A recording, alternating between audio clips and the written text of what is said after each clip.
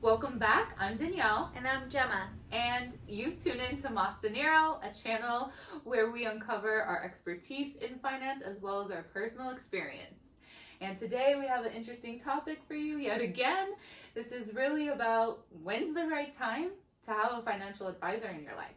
Okay, guys, so when do you need a financial advisor? We first need to know what a financial advisor is or what they do.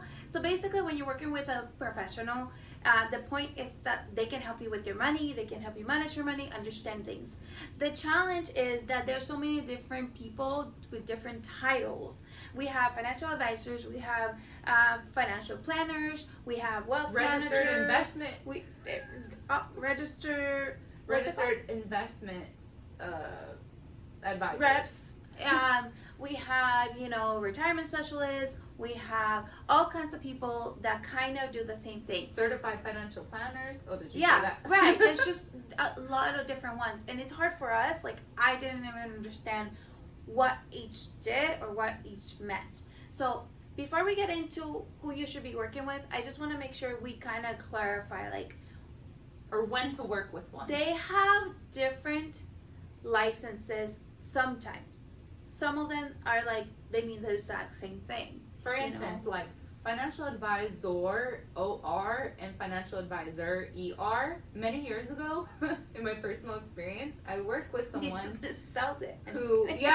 who told me that they're completely different, but they're interchangeable. You could Google it. Financial advisor, ER, OR, same thing. There's interchangeable terms, or and there's financial planners that are certified. So there's different licenses, certifications, or no license certifications at all, working in the same field. Yeah, but typically, if you're a financial advisor, it means that you're able to sell certain products to people that have to do with some type of stock, some type of mutual fund, etc. If you don't have those licenses, typically means you cannot be called a financial advisor. Yeah. You're not dealing with risk-based type growth products. Doesn't mean that you can't really help somebody, because obviously, I'm a financial educator, I help people all the time, I know what I'm talking about, but I just don't offer those type of products. Right.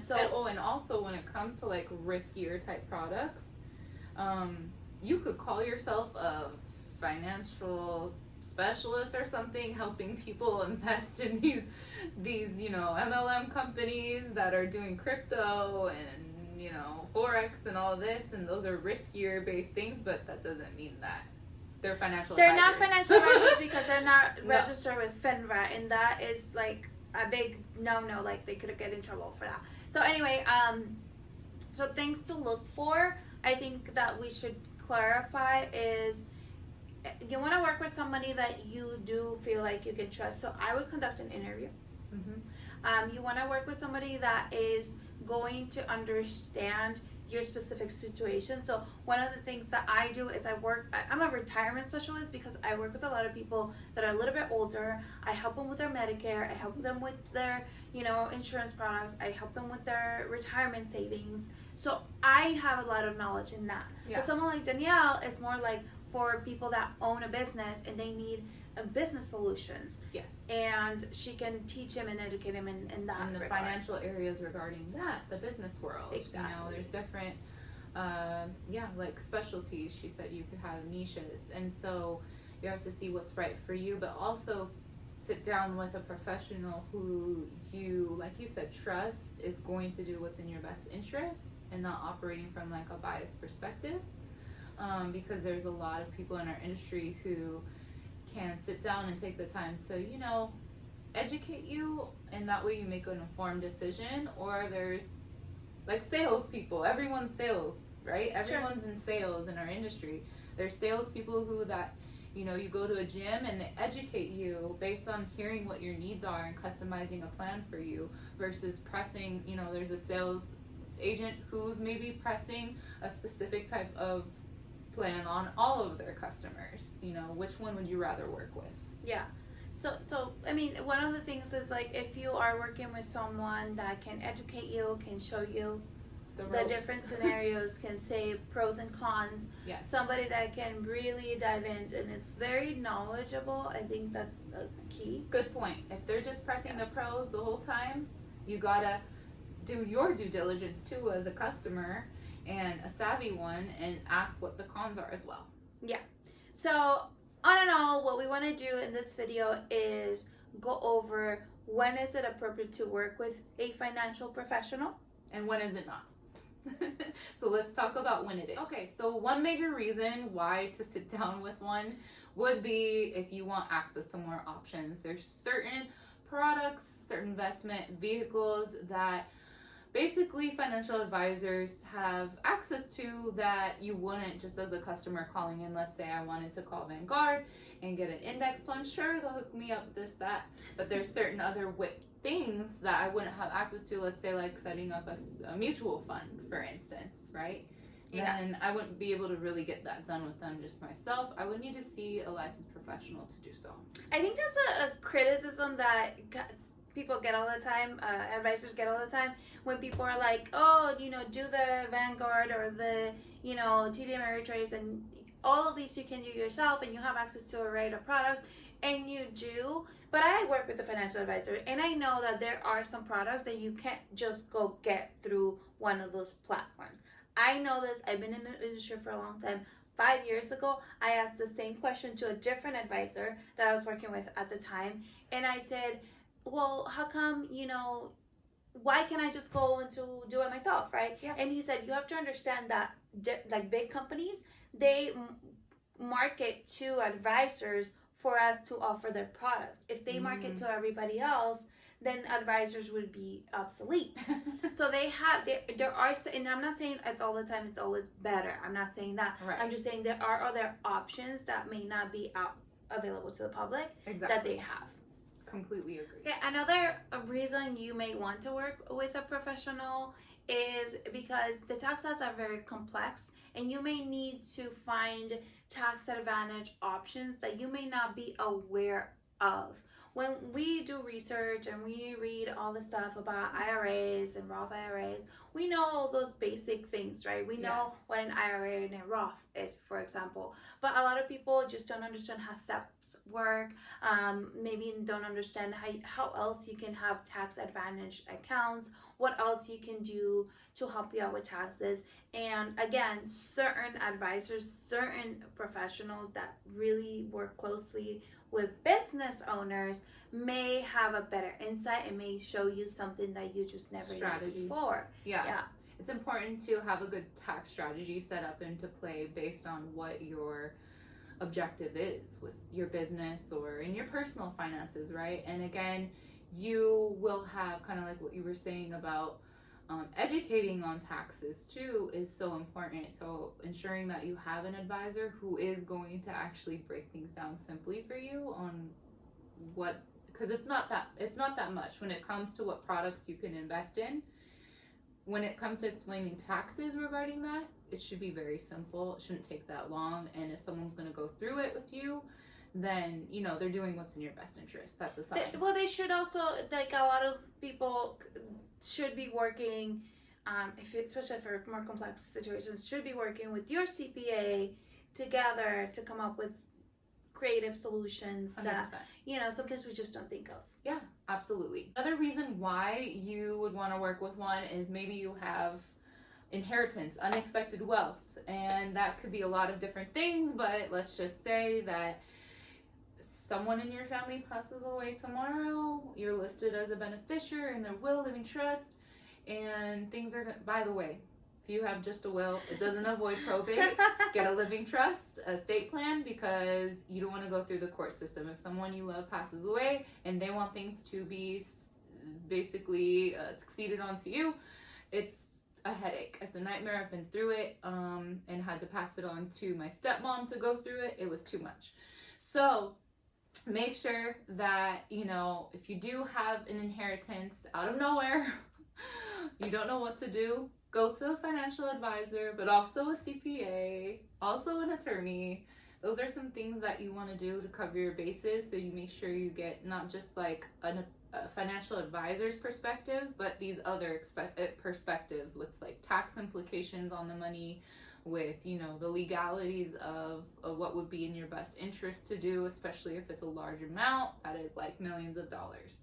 Yeah, when it comes to, I mean, it's not just inheritance. It's just the reason we wanted to say unexpected wealth is because if you're used to living on a $50,000 income, you're good with money, you know where everything's going. But if all of a sudden you have $1 million that gets passed on down to you, if you are like a lot of football players and NBA players who come from nothing and all of a sudden have all this money, they definitely need somebody to guide them with that money. Otherwise, it's just gonna be wasted. It's gonna go away. Or even some of their agents. Not all of them are financial advisors. Exactly. So the thing is, like, what we're trying to point out here is the fact that unexpected wealth like that can't just be managed the way we manage our $50,000, $100,000 income.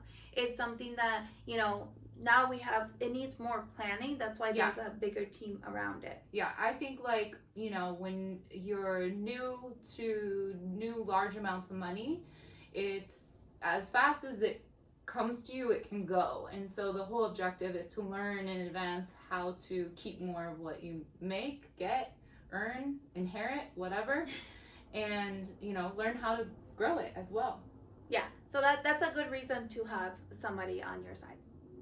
Now let's talk about the reasons why we may not need to work with an advisor at all. I think one of the things is, like, if you are not looking to invest in the stock market because either you've already done that or because you just are not wanting to do that, then working with a professional really won't have a lot of benefit for you. Maybe you're somebody that invests in other businesses, or maybe you're someone that's looking to just invest in real estate. Then you should talk to real estate people, because at the end of the day, financial advisors are not knowledgeable and they can't set you up with products that are outside of their license spectrum. Exactly. So it may not be a good fit for you. Another major reason why you probably wouldn't need a financial advisor necessarily is if you really have a low income and a low savings. Because some people have low income but have a lot of savings. So if you have low savings and low income, you probably shouldn't sit down with them, because they're going to charge you a pretty penny often to sit down with them and even get their advice or education. And so it's just probably not necessary at that point. Right. I think that's They'll rule it out. You will. But I think if you're in a situation where you're not making a lot of money yet and you're just kind of starting out, it may not be necessary to work with someone just yet. And I've seen that happen a lot.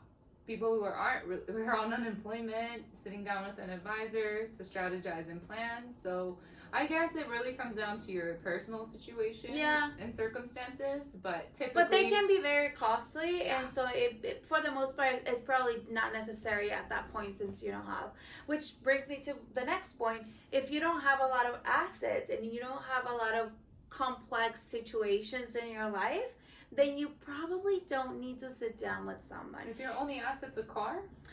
Right. If you just have a very simple, financial situation, and maybe you establish your own IRA, and, you have a 401k at work, and your car, and that's like a very, very simple situation, doesn't merit you going and spending money into someone that, to give you advice, because there isn't a lot for them to manage. Yes.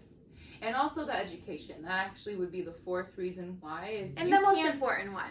It's the most important one. And kind of what you just said, right? Like someone who has a 401k from work or whatever. I mean, it's 100% important to get informed on where your money is going towards. Yeah. If you have a 401k and your HR, who's not a financial advisor, isn't going to educate you on your 401k, but you don't necessarily need to go hire a financial advisor to get educated on what you have. You can literally call the 800 number with who it's with, if that's Vanguard, Fidelity, whatever. You can go call them and get educated. You can go on Google and the IRS and other areas. We have plenty of resources we can get you in touch with. But overall, There's a lot of information out there. There's a lot that we can learn on our own. There's this YouTube channel. There's like all kinds of things that we can do to understand our finances better, to budget better, to learn to invest, or especially those of us who are like very do-it-yourselfers. Yeah. You know, there is really, I don't see a need if I'm financially educated. Like even my boyfriend said, "Why do you have a financial advisor if you're so knowledgeable?" And I said you're right, and I may not need one, and a lot of people in my situation don't really necessarily need one because they are well educated. Exactly. And it's like you could sit down just the same with a CPA, an attorney, and always it's best to, right, for certain matters, but you can always research the stuff yourself too. So with that said, that is our point here, is just to cover our personal financial experiences and our expertise in the industry that we work, and make sure that we get this information to you for free. If you have any other questions, just reach out to us, masdinerochannel@gmail.com. We'll link everything in the description. And then also stay tuned for our next Mas Dinero video.